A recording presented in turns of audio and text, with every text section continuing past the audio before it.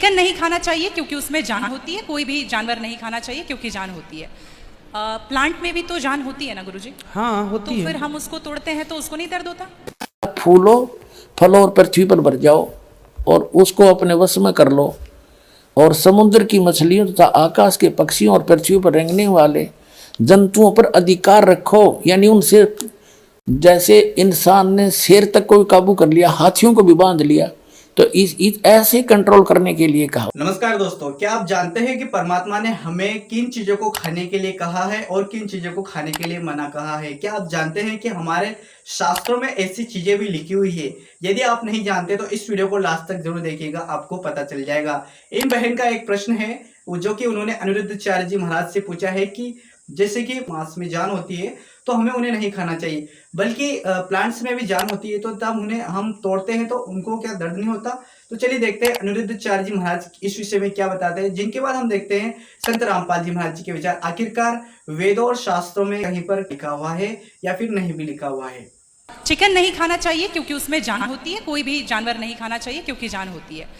Plant में भी तो जान होती है ना गुरुजी? हाँ होती तो है। फिर हम उसको तोड़ते हैं तो उसको नहीं दर्द होता? आप ना गेहूं को चबा जाइए, जी।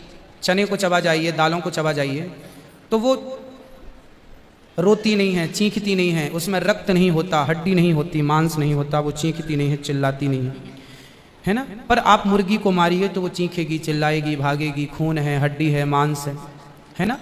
देखो, इतने सारे मर्द हैं, लेकिन इतने सारे मर्दों में एक मर्द ऐसा है जो आपका हाथ पकड़ के रह सकता है, आपका हाथ पकड़ के घूम सकता है, कोई कुछ नहीं बोल सकता, क्योंकि वो आपका पति है ना? समाज ने आपको इजाजत दे दी, आपकी मांग भर गई, मंगलसूत्र आ गया, अब समाज ने स्वीकार कर लिया कि ये मर्द, ये पुरुष अब आपका पति है। अब आपको दूसरे पुरुषों के साथ देखा गया तो आप अच्छे नहीं माने जाएंगे। तो जैसे समाज ने एक पुरुष के संग, एक स्त्री के संग इजाजत दे दी, शास्त्र ने इजाजत दे दी कि आप इसके साथ रह सकते, ये लीगल है, उसी तरह आपको गेहूं, चावल, अंकुरित अनाज चीजें, दाल, चावल, सब्जी, रोटी खाना लीगल, वेद ने आज्ञा दे दी, ये खा सकते हैं। मांस के लिए आज्ञा नहीं दी।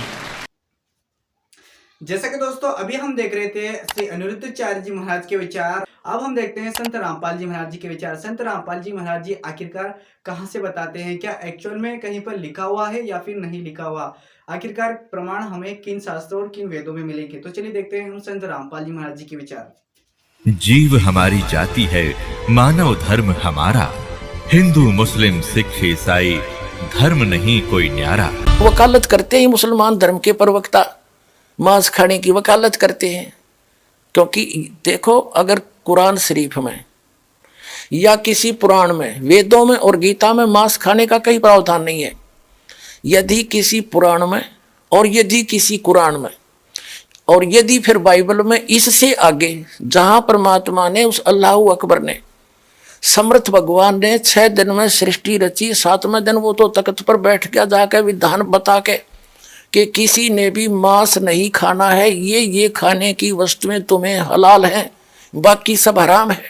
इससे आगे कोई लेख उल्लेख है, चाहे वो पुराण में है, चाहे कुरान में है, चाहे बाइबल में या तौरात में है, या चाहे अन्य किसी इंजिल में है या जबूर के अंदर है, वो अल्लाह अकबर का आदेश नहीं है, वो किसी अन्य देव का आदेश है। उसका आदेश पालन करके आप उस अल्लाह अकबर के विधान को तोड़कर दोषी बन जाओगे। नबी मोहम्मद नमस्कार है, राम रसूल कहाया, 1,80,000 को सौगंध जिन नहीं करत चलाया, अर्श कुर्स पर अलह तकत है, खालिक बिन नहीं खाली, और वह पैगंबर पाक पुरुष थे, साहिब के अब्दाली। उसी परमात्मा ने कहा है कि जो नर गोश्त खाते हैं प्रत्येक राक्षस जान, इसमें संशय है नहीं, हिंदू खाइयो चाहे मुसलमान।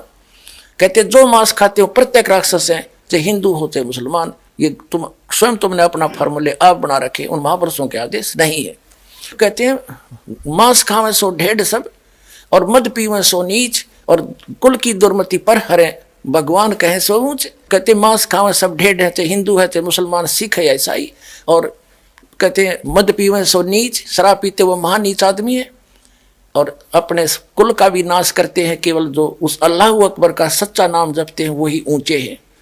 समझदार को संकेत बहुत होता। अब आप जी को दिखाया है परमात्मा नर आकार है, सह शरीर है, 6 दिन में सृष्टि रची और परमात्मा ने छठे दिन मनुष्य को अपने जैसा, अपने अनुरूप, अपने शरीर जैसा, अपनी सूरत जैसा उत्पन्न किया, नर और नारी करके उनकी उत्पत्ति की और उनको खाने के लिए आदेश दे दिया।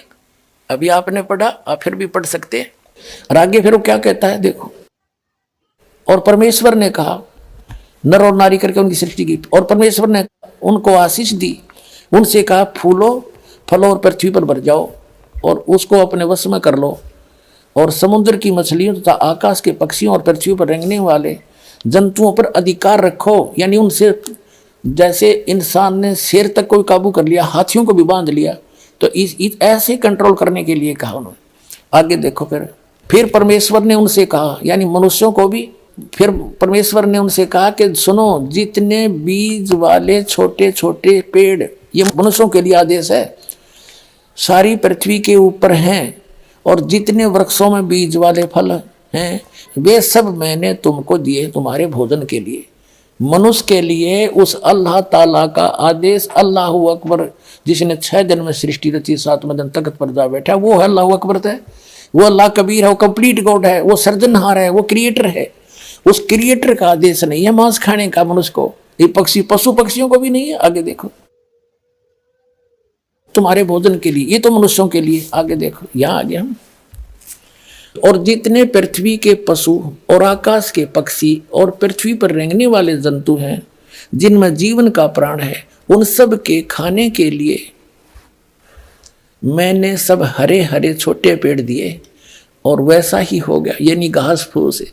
और तब परमेश्वर ने जो कुछ बनाया था वो देखा, तो क्या देखा, वह बहुत अच्छा है। तथा सांझ हुई, फिर भोर हुआ, इस प्रकार ये 6वां दिन हो गया। अब 7वां दिन, यूं आकाश और पृथ्वी और उनकी सारी सेना का बनाना समाप्त हो गया, और परमेश्वर ने अपना काम जिसे वह करता था 7वें दिन समाप्त किया, और उसने अपने किए हुए सारे काम से 7वें दिन विश्राम किया। और परमेश्वर ने 7वें दिन को आशीष दी और पवित्र ठहराया, क्योंकि उसमें उसने सृष्टि की रचना के अपने सारे काम से विश्राम लिया। ठीक, अपने आत्माओं, जो क्रिएटर है, जो सबका रचनहार है, जो अल्लाह अकबर है, जो सुप्रीम गॉड है, उसने 6 दिन में सृष्टि रची, 7वें दिन तख्त पर जा बैठे। उसी के विषय में कुरान शरीफ में स्पष्ट किया है कि ये वही है। कुरान शरीफ का ज्ञानदाता कह रहा है, ये वही अल्लाह अकबर है जिसने 6 दिन में सृष्टि रची, 7वें दिन तख्त पर जा बैठा। उसकी खबर किसी बाखबर से पूछ लो, वो तो 7वें दिन सारी रचना रच के चला गया। उसके बाद इस काल के अंतर्गत आ गया बागडोर, और इसने फिर अपने 3 पुत्रों को ड्यूटी दे रखी है। इस काल भगवान ने भी अपने 3 पुत्रों को, ब्रह्मा विष्णु महेश को ड्यूटी दे रखी आंखें संभालन की, तो वो आगे ही ने बागडोर संभाल ली।